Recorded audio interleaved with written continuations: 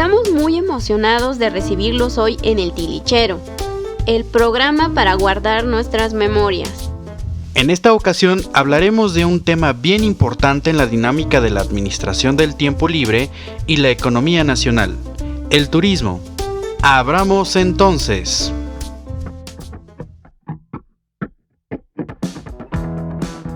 Hay muchas ideas y formas de entender el turismo.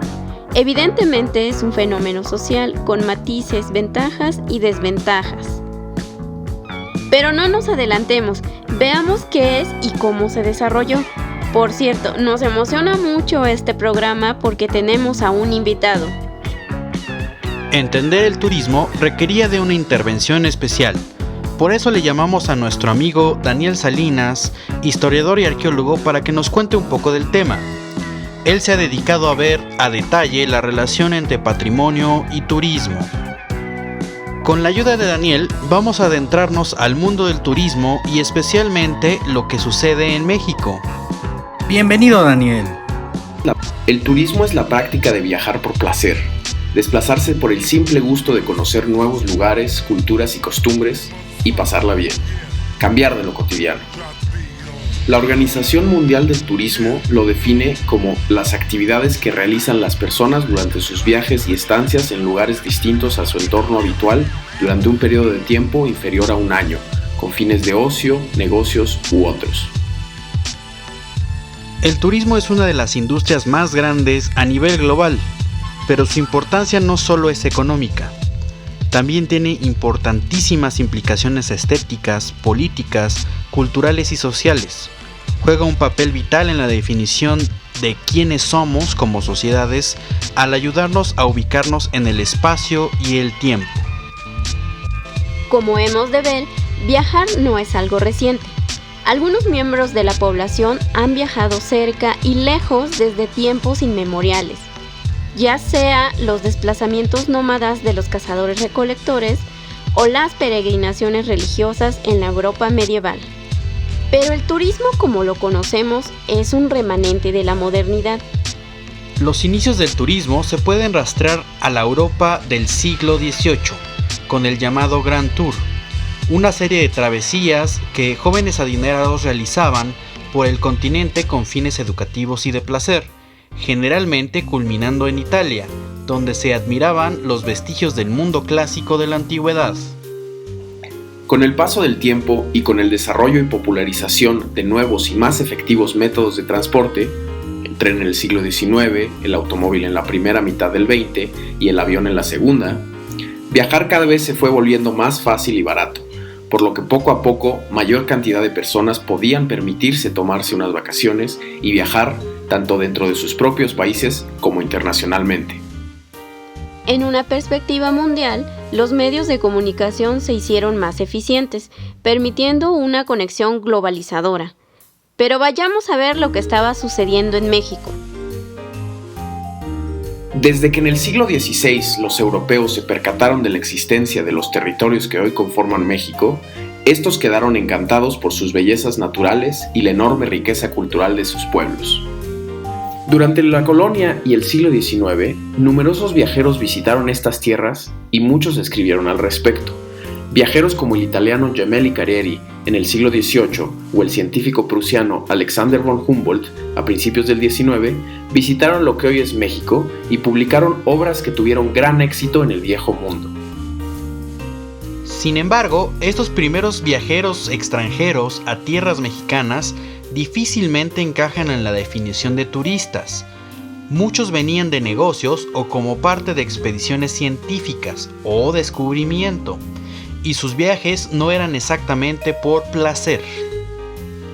Fue hasta la segunda mitad del siglo XIX, durante el Porfiriato, que comenzaron a llegar los primeros turistas extranjeros a nuestro país, principalmente proveniente de nuestro vecino del norte, Estados Unidos. La gran mayoría de estos primeros turistas generalmente visitaban el país por negocios y las estancias eran largas, pues los viajes duraban mucho y los costos eran altos. El gobierno se involucró poco en la promoción del país como un destino turístico, aunque sí hubo esfuerzos por representar a México como un país de progreso y un pasado extraordinario.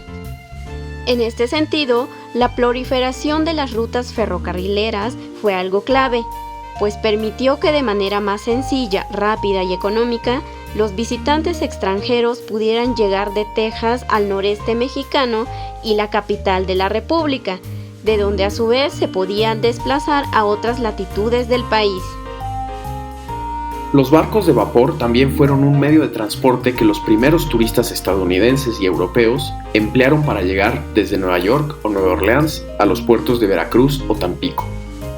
En estos años se comenzaron a publicarse las primeras guías turísticas de México, y fue también cuando se comenzaron a restaurar sitios arqueológicos y ser abiertos al público, como Teotihuacán, que rápidamente se volvió en uno de los atractivos turísticos más importantes del país.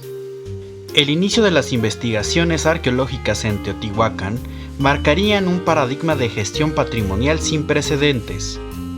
En la actualidad sigue siendo uno de los sitios con mayor indagación y proyectos en el territorio mexicano.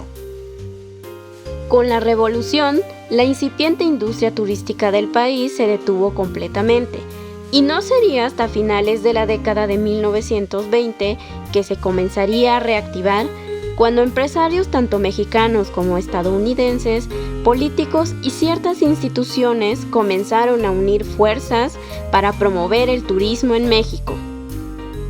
Fue en esta etapa que el gobierno participaba de una forma más activa en la promoción del turismo, pues este era visto como una opción viable por la cual México podía mejorar su economía, entrar al mundo capitalista moderno y a la vez seguir siendo fiel a los ideales de la revolución.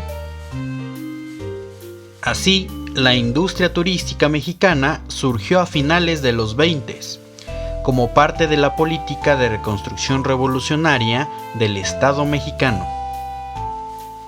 Dos organizaciones muy importantes en estos primeros años del turismo fueron la Comisión Mixta Pro Turismo, dependiente de la Secretaría de Gobernación y creada en julio de 1929, y la Asociación Mexicana de Automovilística, fundada por empresarios y promotores mexicanos y estadounidenses en enero de 1929. Durante los años 30, la industria turística mexicana fue creciendo. Un hito importante en esta década fue la construcción de la carretera Nuevo Laredo, México, inaugurada en 1936, la cual conectaba directamente a los Estados Unidos con la capital mexicana. Así, cada vez más turistas estadounidenses viajaban al país en sus propios automóviles. Las organizaciones y comisiones pro turismo, acompañadas de las mejoras de infraestructura, cambiaron el panorama del turismo en México. Pero sería la Segunda Guerra Mundial y su nuevo orden lo que le cambiarían la cara a la industria definitivamente. Debido al mejoramiento de las relaciones entre Estados Unidos y México durante la Segunda Guerra Mundial y la bonanza económica posguerra, para mediados de los años 40 la industria turística mexicana creció notablemente. Para poner esto en perspectiva, en 1930 el número de turistas extranjeros que entraron a México era de 23.769 y para 1950 se había multiplicado más de 16 veces, llegando a ser 384.297. Veremos a partir de aquí que el ascenso del turismo en México se dispara y cambia de forma. El turismo creció y evolucionó, cambiando así el paradigma económico del país. Y no solo eso, crearía una imagen particular para el mismo. El camino se hace al andar, y el turismo en México había andado bastante hasta los años 40. Y como aún hay mucho que ver y platicar, los invitamos al siguiente programa, donde veremos a detalle la explosión del turismo en el país, cuando la industria tomaría su forma actual. No nos queda otra cosa más que cerrar este tilichero por ahora. No olviden suscribirse si no lo han hecho y dejar su like. Dejen aquí abajo sus comentarios y díganos cuáles creen que hayan sido las mayores aportaciones de este recorrido histórico del turismo en la industria moderna. Si te gustó este video, compártelo con todos tus conocidos. Y recuerden, cultivamos memorias.